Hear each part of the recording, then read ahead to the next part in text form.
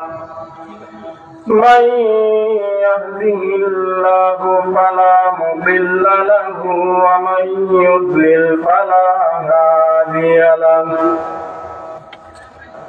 أشهد أن لا إله إلا الله وحده لا شريك له وأشهد أن سيدنا وسندنا وحبيبنا وطبيب قلوبنا ووسيلتنا ورؤوفنا ورحيمنا وأولانا ومولانا محمدا عبد الله ورسوله الذي أرسله الله تعالى بالحق بشيرا ونذيرا وداعيا إلى الله بإذنه وسراجا منيرا فقد قال الله تبارك وتعالى في كلامه المجيد والفرقان الحميد أعوذ بالله من الشيطان الرجيم بسم الله الرحمن الرحيم ولا تأكلوا أموالكم بينكم بالباطل وتدلوا بها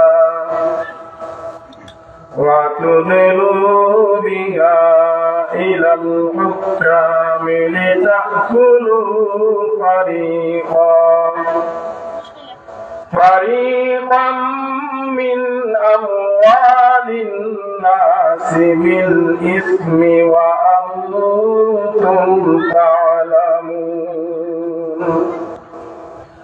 صدقت يا رب العالمين. وقال تعالى في شأن حبيبه مخبرا وآمرا إن الله وملائكته يصلون على النبي يا أيها الذين آمنوا صلوا عليه وسلموا تسليما.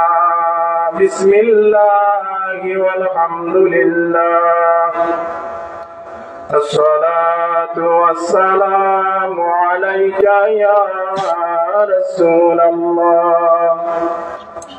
بسم الله والحمد لله الصلاة والسلام عليك يا رسول الله. الصلاة على النبي والسلام على الرسول الشفيع الأبقى ومحمد عربي. الصلاة على النبي والسلام على الرسول الشفيع الأبقى ومحمد عربي. شافی آسیا ہو تم वसीला बेके साम तुम्हें जुर्आ कहाँ जाऊं बताओ या रसूल अल्लाह मुहम्मद या रसूल अल्लाह मुहम्मद या हबीब अल्लाह शफाअत कीजिए लिल्लाह मुहम्मद या रसूल अल्लाह।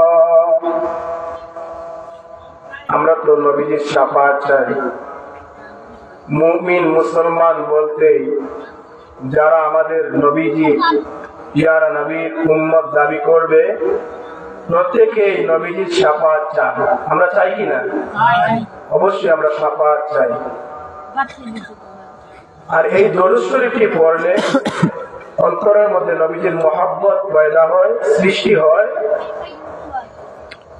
হয়তো আল্লাহ রাব্বুল আলামিন এই দরুদ শরীফ পড়ার উসিলায় আমাদেরকে নবীজির শাফাআত নসিব করবেন। তাই আমরা জবান বন্ধ না রেখে আমরা প্রত্যেকে জবান খুলে পড়ি মুহাম্মদ ইয়া রাসূলুল্লাহ মুহাম্মদ ইয়া হাবিবাল্লাহ শাফাআত कीजिए लिल्लाह मुहम्मद या रसूल अल्लाह।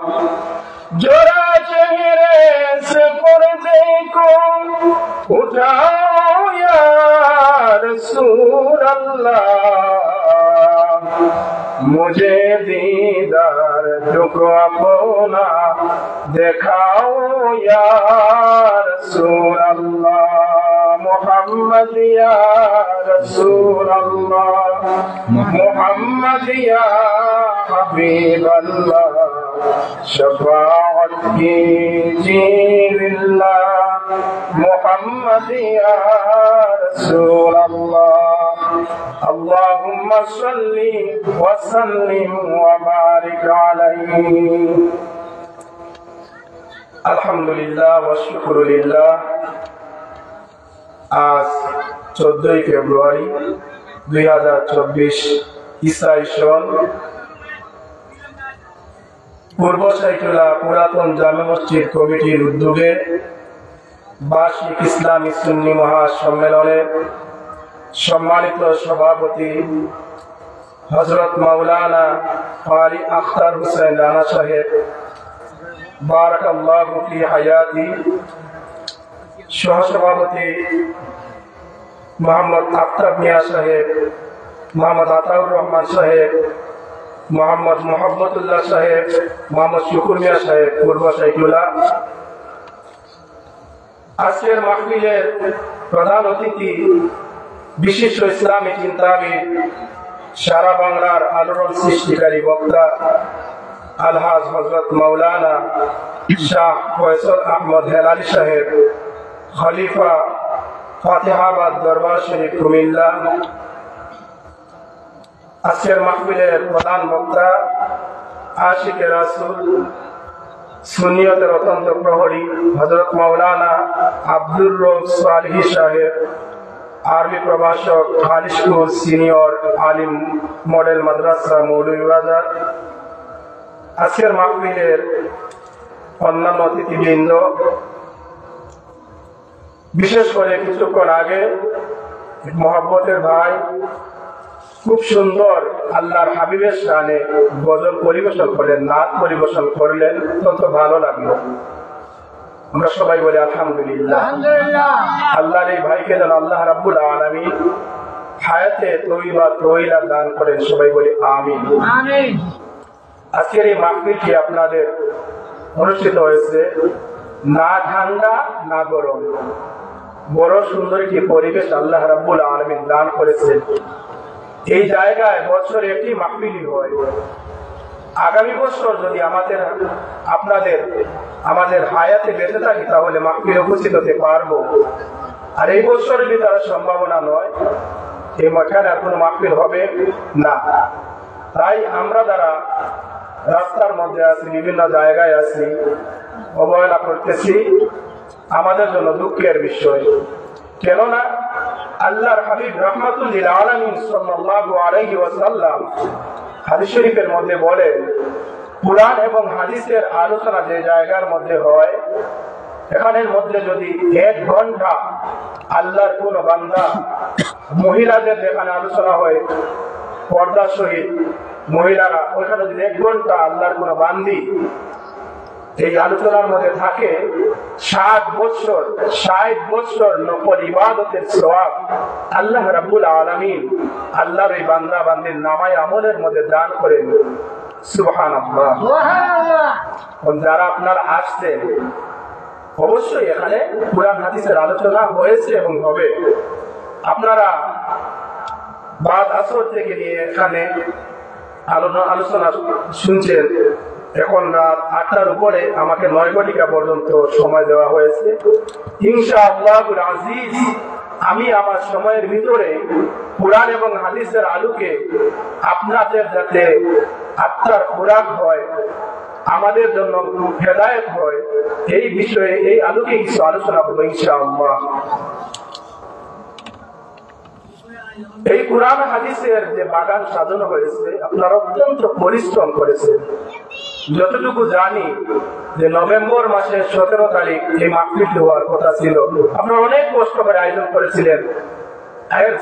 যা আপনারা আল্লাহর দরবার থেকে পাবেন, আল্লাহ রাব্বুল আলামিন দিয়েছেন, দিবেন, এবং পরবর্তীতে আবার এই বছর আপনারা এই বছরকে বিদায় দিতে পারেন না, যে এই বছরের ভিতরে এই সিজনে আমরা মাহফিল করব। আপনারা কষ্ট করে আবার আয়োজন করেছেন। যদি মাহফিলে উপস্থিত থাকে, তাহলে আপনাদের মাহফিল সফল হবে এবং আপনাদের নামায় আমলের সওয়াব দেওয়া হবে। আমাদের মধ্যে অনেকে আছে, আমার আজকের আলোচ্য বিষয়টুকু বলি, যে আমার আলোচ্য বিষয় হচ্ছে হালাল হারাম সম্পর্কে। অনেকের হয়তো ভালো লাগবে, অনেকের খারাপ লাগবে। যদি খারাপ লাগে, ক্ষমা সুন্দর দৃষ্টিতে দেখবেন এবং হেদায়েতের নিয়তে নিবেন আমার আলোচনাকে। যত সময় আলোচনা করব, প্রায় অনেকে দেখবেন হালাল জিন্দেগি নাই।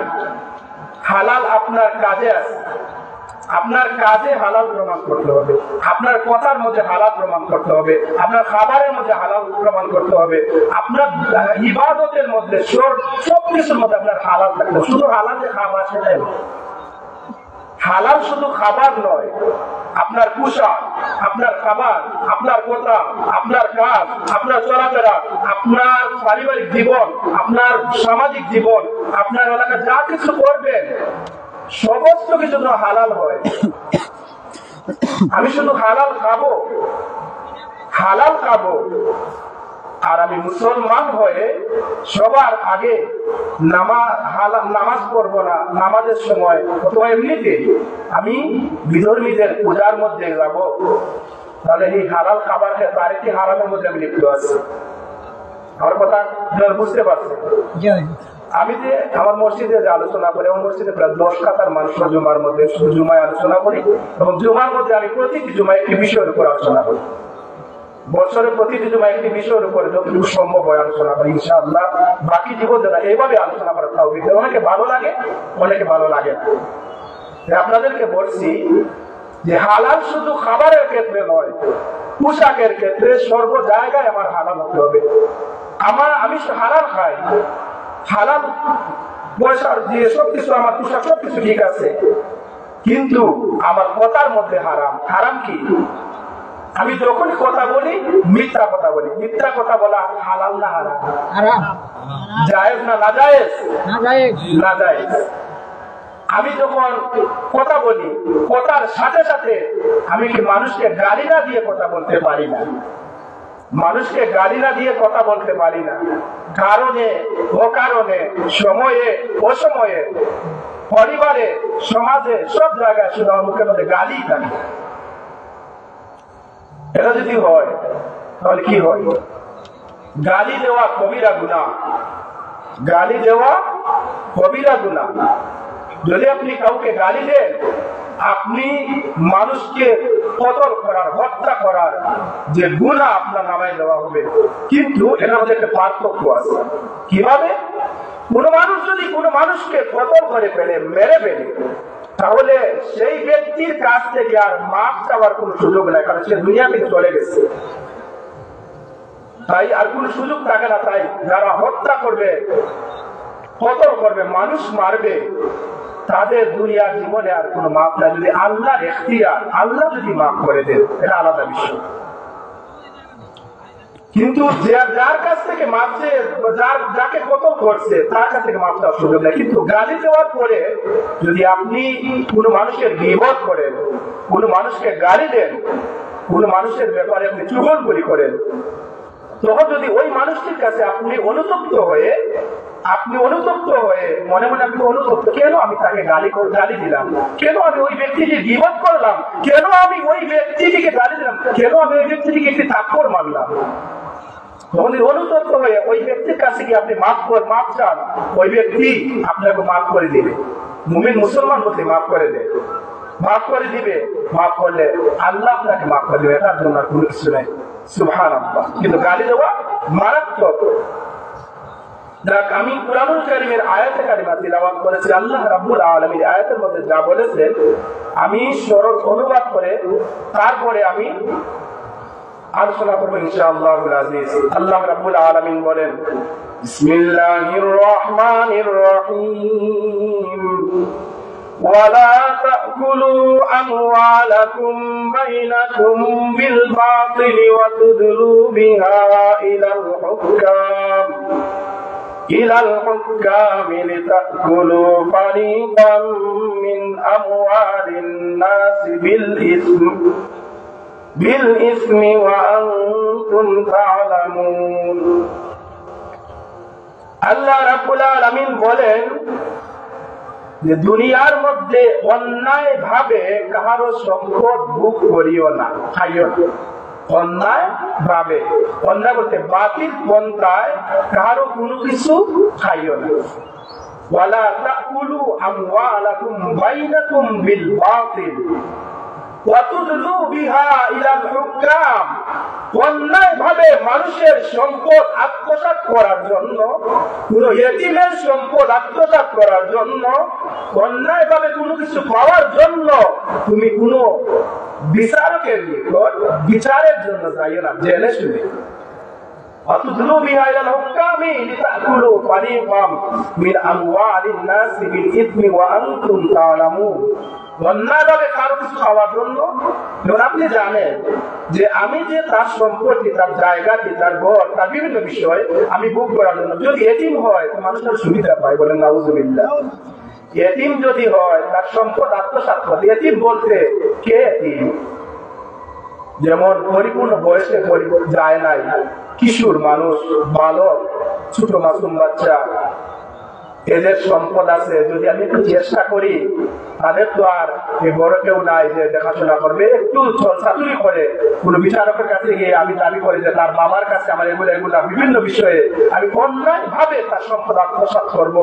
যখন আপনি এই কাজটি করবেন, অন্যায় ভাবে কোনো মানুষের, কোন এতিমের সম্পদ, বিশেষ করে কোন এতিমের সম্পদ আপনি আত্মসাৎ করবেন, খাবেন, আল্লাহর আরশ কেঁপে উঠবে, বলেন নাউযুবিল্লাহ। এগুলা থেকে আমাদের মুক্ত থাকে, এটাই ওয়াজের মূল উদ্দেশ্য, এটাই ওয়াজের মূল উদ্দেশ্য। আজকে আমাদের রাসূল, পিয়ারা রাসূল সাল্লাল্লাহু আলাইহি সাল্লাম আমাদেরকে কি দিয়েছেন? এই যে মেরাজুন নবী গেল, এই মেরাজের মাধ্যমে আল্লাহ হাবিবকে সর্বোচ্চ মাকাম, সর্বোচ্চ শান দিয়েছে। সুবহানাল্লাহ। আল্লাহ রাব্বুল আলামিন কোন নবীরা দিতে পারেন নাই। মুসা নবী চেয়েছিলেন যে চাইছিলেন যে আল্লাহ আমি আপনাকে দেখবো, আমাকে আপনি দেখা দেন, আমি আপনাকে দেখবো। কিন্তু আল্লাহ রাব্বুল আলামিন মুসাকে দেখা দিলেন না, বললেন দূর পাহাড়ে যাও। যাওয়ার পরে আল্লাহ একটু নূরের ঝলক দেখে মুসা আলাইহিস সালাম বেহুশ হয়ে গেলে, তুর পাহাড় জলে পড়ে ছাই হয়ে গেল, তুরে সিনা। কিন্তু আল্লাহর হাবিব সাল্লাল্লাহু আলাইহি ওয়াসাল্লামকে আল্লাহ রাব্বুল আলামিন দাওয়াত দিয়ে দিয়েছেন। সুবহানাল্লাহ। আল্লাহর হাবিব হচ্ছেন মুহাম্মাদুর রাসূলুল্লাহ, আর আল্লাহর খলিল হযরত ইব্রাহিম আলাইহিস সালাম। ইব্রাহিমু খলিলুল্লাহ। খালিল অর্থ বন্ধু, খলিল অর্থ বন্ধু, হাবিব অর্থ বন্ধু। দুই বন্ধুর মধ্যে পার্থক্য আছে। খলিল অর্থাৎ ইব্রাহিম সালাম চাইছেন যে আল্লাহ আমাকে বন্ধু বানান, আল্লাহ রাব্বুল আলামিন বন্ধু বানিয়েছেন ইব্রাহিম সালামের চাওয়াতে।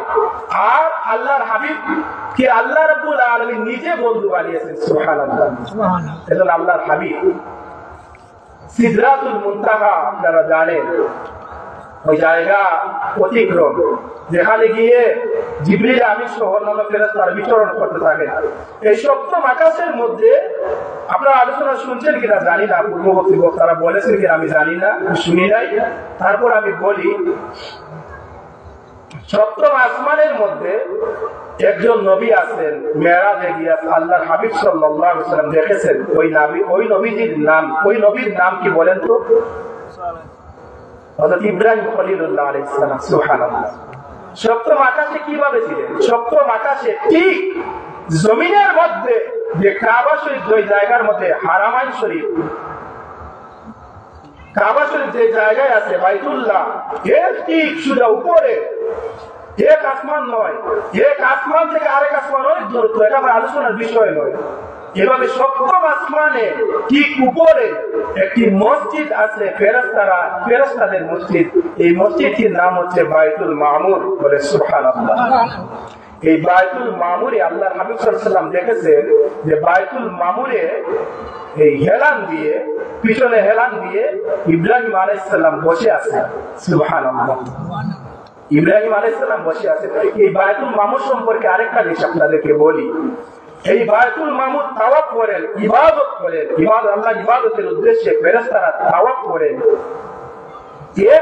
একদল ফেরেশতা, যে ফেরেশতা একবার তাওয়াফ করেন, কিয়ামতের আগে আর কোনো ফেরেশতা তাওয়াফ করবেন না। সুবহানাল্লাহ।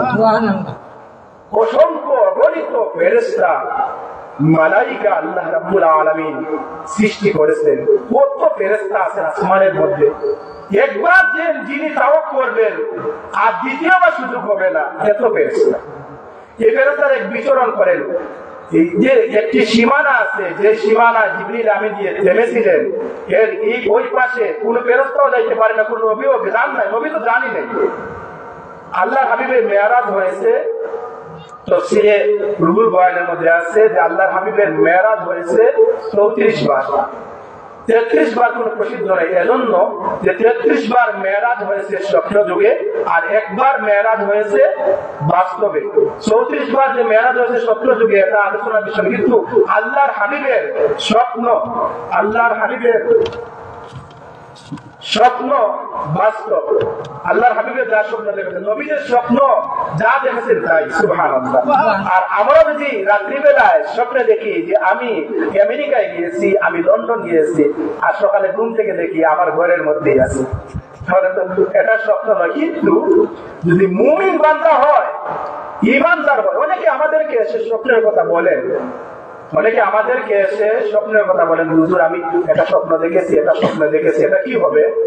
তখন আমরা বলি যে আপনি যে স্বপ্ন দেখেছেন, আপনি কোন সময় দেখেছেন? সময় বলেন যে আপনি যে দেখেছেন কোন খাতে ছিলেন, ডান খাতে ছিলেন না বাম খাতে ছিলেন? তখন বলেন। শেষ পর্যন্ত যদি দেখা যায় স্বপ্নটি এমন হয় যে সেটা ইসলামের সাথে সম্পৃক্ত, কি আল্লাহ হাবিবকে দেখেছেন, এরকম যদি কোনো কিছু বলে, কোনো ওলি আল্লাহকে দেখেছে, তখন বলি যে আপনি কি নামাজ পড়েন, আপনি কি পবিত্র থাকেন? এগুলো আলাদা ভাবে বলি। এর মধ্যে ধরা খেয়ে যায় অনেকে। অনেক সময় মুমিন মুসলমান যারা, তাদের স্বপ্নের বিষয়টা আমি বলি। মুমিন মুসলমানদের স্বপ্ন হচ্ছে নবুয়তের 46 ভাগের 1 ভাগ। বলেন সুবহানাল্লাহ। এখন যদি কেউ বলে যে আমি মুমিন বান্দা, আমি 46 বার স্বপ্ন দেখলে, 46 বার যদি আমি স্বপ্ন দেখি, তাহলে আমি নবী দাবি করে ফেলবো, কারণ 46 বার পূরণ হয়ে গেছে। বলেন না, এটা তো যুক্তি দিয়ে ইসলাম চলে না, যুক্তি দিয়ে ইসলাম চলে না।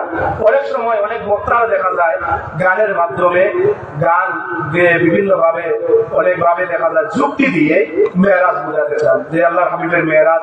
যুক্তির মধ্যে চলে যাও। আমি কেন যুক্তির মধ্যে চলে যাবো? যেটা পুরানুল কারিমের মধ্যে স্পষ্ট দলিল আছে, এটা বলে যুক্তি কিসের?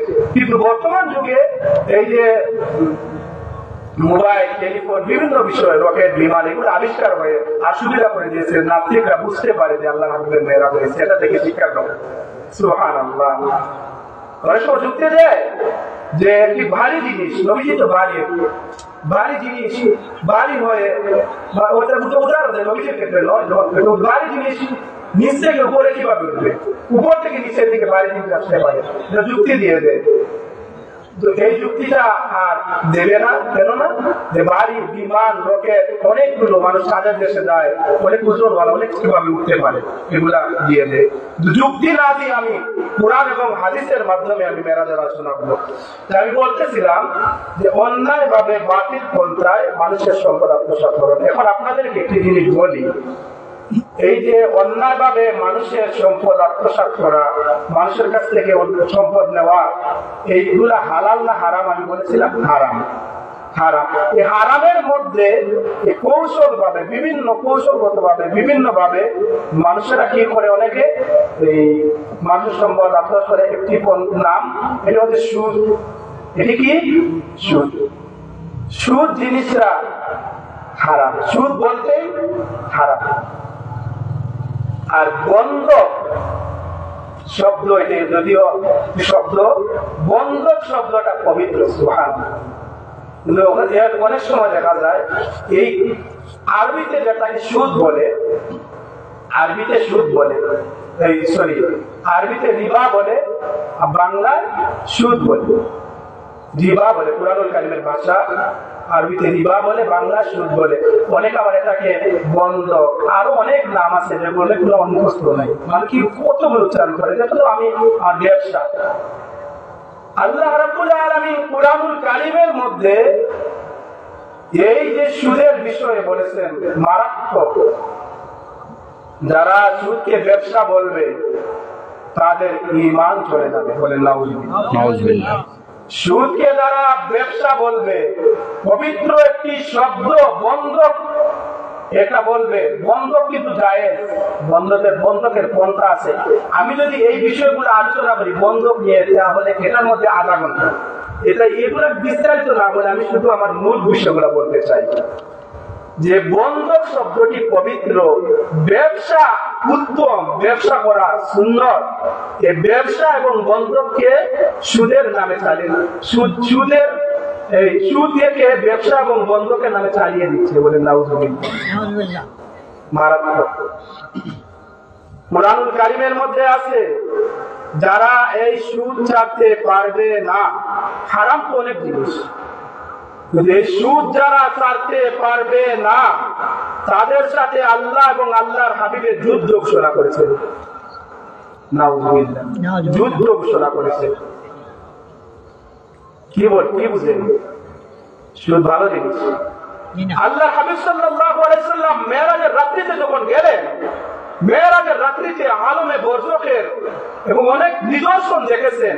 এই নিদর্শন গুলো দুনিয়ায় দেখেছেন না আসমানে দেখেছেন সেটা বিষয় নয়, কিন্তু বাইতুল মুকাদ্দাস থেকে বাইতুল্লাহ থেকে বাইতুল মুকাদ্দাস পর্যন্ত যে ইসরা হয়েছে আল্লাহর হাবিবের, এর ভিতরে অনেক জিনিস দেখেছেন। আবার না করে দেখেছেন, এটা বিষয় আলাদা, কিন্তু দেখেছেন সত্য।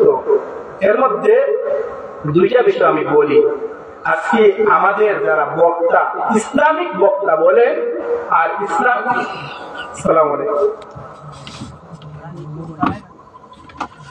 ইসলামিক বক্তা বলেন, আর এমনিতে বক্তা বলেন, অনেক বক্তার শেষ নাই।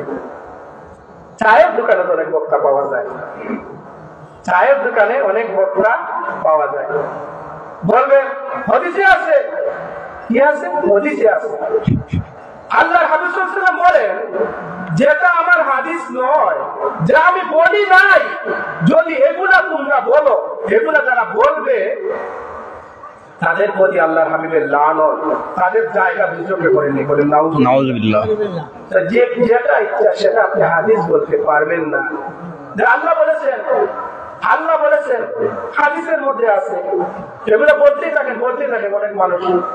দোকানের মধ্যে কি বক্তা, এই যে আরো যে ইসলামিক বক্তা যারা আছে, ইসলামিক বক্তা বলতে আমি তাদেরকে বুঝাই যারা ইসলাম নিয়ে ব্যবসা করে। ইনশাআল্লাহ আমাদের এলাকার মধ্যে এগুলা পাওয়া যায় না, দেখি না সাধারণত। অনেক সময় নেটের মধ্যে আপনারা দেখতে পান কি সুন্দর আলোচনা করে, এই আলোচনার মধ্যে দেখা যায় আমাদের নবীকে নিয়ে দুশ্মনী করে বলেন নাউজুবিল্লাহ। আবার দেখা যায় যদি দেখা যায় কোন সময় যে তার বিরুদ্ধে চলে যায়, তার দলের বিরুদ্ধে চলে যায়, তখন বলে, তখন কি করে যে তাওরাতের মধ্যে আছে, জবুরের মধ্যে আছে, তখন আর কোরআন হাদিসের মধ্যে নেই। সুবিধাবাদ সুবিধাবাদ যখন নিজের পক্ষে আছে কোরআনের কালিমের মধ্যে, এটা হলে ইহুদিদের খ্রিস্টানদের বিষয়। তারা কি করতো, খ্রিস্টানরা কি করতো আপনারা অবাক হবেন, যখন দেখতো তাদের পক্ষে তাওরাত ইনজিলের মধ্যে, ইহুদি খ্রিস্টানরা তাদের তাওরাত ইনজিলের মধ্যে তাদের পক্ষে আছে, তাদের পক্ষে আছে এটা থাকতো, যখন দেখতো তাদের বিপক্ষে চলে যায় তখন এটা কেটে ফেলতো বলে নাউজুবিল্লাহ। আমাদের মুসলমানদের কি মুসলমান নয়, মুসলমান যদি নামদারি মুসলমান হয় পারবে না কোনো সময় যে কোরআনুল কারীমের মধ্যে একটা জিনিস কেটে ফেলবে, সম্ভব না। দুনিয়ার মধ্যে ইমানদার মুসলমানরা তাকে কেটে ফেলবে, যেটা এবারে কোরআনুল কারীমের একটি শব্দ, একটি আয়াত কেটে ফেলা যায় যে ইচ্ছা করবে, পারবে না, তারা কেটে ফেলবে। এজন্য পৃথিবীর মধ্যে আল্লাহর কালাম 100 বড় 4খানা, 100 ছোট সহিফা 100 খানা, যত আল্লাহর কালাম এসেছে আল্লাহর পক্ষ থেকে, আল্লাহর কালাম যা ছিল কোনো কিছু সঠিক রয় নাই। তাওরাত, ইনজিল, জাবুর এই কিতাবগুলো সঠিক থাকতে পারলে তারা কেটে ফেলে তাদের মন মতো, কিন্তু কুরআনুল কারীম কাটা সম্ভব না। যদি কেউ কেটেও ফেলে কিন্তু সম্ভব নয়। হাজার হাজার লক্ষ লক্ষ কোটি কোটি হাফেজে কুরআন আছে, সুবহানাল্লাহ, সিনার মধ্যে আছে। বাস্তবে কুরআন কেটে ফেললেও, কুরআনের শব্দ আয়াত কেটে ফেললেও সিনার মধ্যে যে হাফেজে কুরআন আছে সেটা কাটতে পারবে না। যাই হোক, আমি বলতেছিলাম সুদের বিষয় অত্যন্ত মারাত্মক। আল্লাহ রাব্বুল আলামিন, আল্লাহ হাবিব সাল্লাল্লাহু আলাইহি সাল্লাম মেরাজের রাত্রিতে দেখলেন একদল মানুষ, তাদের পেট অনেক বড়, তাদের পেট অনেক বড়। অর্থাৎ দুনিয়ার মধ্যে যদি কোনো মানুষের পেট বেশি বড় হয় সে একটি আযাবের মধ্যে থাকে, যদিও বলে না, কিন্তু পেট বড় হলেই মানুষটি খারাপ নয়। যদি কোনো মানুষের পেট বড় হয় তাহলে সেই মানুষটি খারাপ নয়, কষ্টের মধ্যে থাকে। কিন্তু এটা হবে আযাবের জন্য। আযাবটা কিভাবে? পেটটা বড় হয়েছে এজন্য যে আল্লাহ হাবিব সাল্লাল্লাহু আলাইহি ওয়াসাল্লাম মেরাজের রাত্রিতে দেখেছেন যে পেট বড়, এবং পেট এমন বড় হয়েছে যে বাইর থেকে চামড়ার ভিতরে বড় বড় বিষাক্ত সাপ দেখা যায়। বলেন নাউজুবিল্লাহ, নাউজুবিল্লাহ। আল্লাহর হাবিব, প্যারা হাবিব রাহমাতুল লিল আলামিন সাল্লাল্লাহু আলাইহি ওয়াসাল্লাম জিবরিল আমিনকে বললেন, ভাই জিবরাইল, এরা কারা, তাদের এই অবস্থা কেন?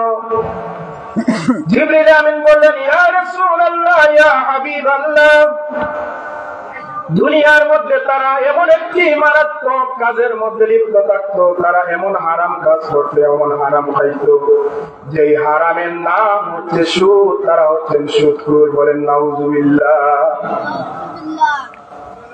এই যে শবে বরাতের রাত্রি আসতেছে, শবে বরাতের রাত্রিতে সমস্ত মুমিন মুসলমানকে আল্লাহ রাব্বুল আলামিন মাফ করে দিবেন, যারা ইবাদত করবে। সুবহানাল্লাহ। হাদিস শরীফের মধ্যে আছে, আল্লাহর হাবিব সাল্লাল্লাহু আলাইহি ওয়াসাল্লাম বলেন, নিসফে শাবান, শবে বরাতের রাত্রিতে যে আল্লাহর বান্দা বান্দি ইবাদত বন্দেগি করে, শবে বরাতের রাত্রিকে যে শবে বরাতকে জিন্দা রাখলো, জিন্দা রাখার মানে হচ্ছে ওই রাত্রিতে সারা রাত ইবাদত বন্দেগি করলো। আল্লাহর হাবিব সাল্লাল্লাহু আলাইহি ওয়াসাল্লাম বলেন, ওই ব্যক্তি যেন শবে কদরকে জিন্দা রাখলো। সুবহানাল্লাহ। শবে বরাতের তারিখ নির্ধারিত, নিসফে শাবান 14ই শাবান দিবাগত রাত্রিতে শবে বরাত হয়। আর শবে কদর নির্ধারিত নয়, যদিও আমরা 27 তারিখ পালন করি। 27 তারিখ বেশি মজবুত, 27 তারিখের মত বেশি শক্ত।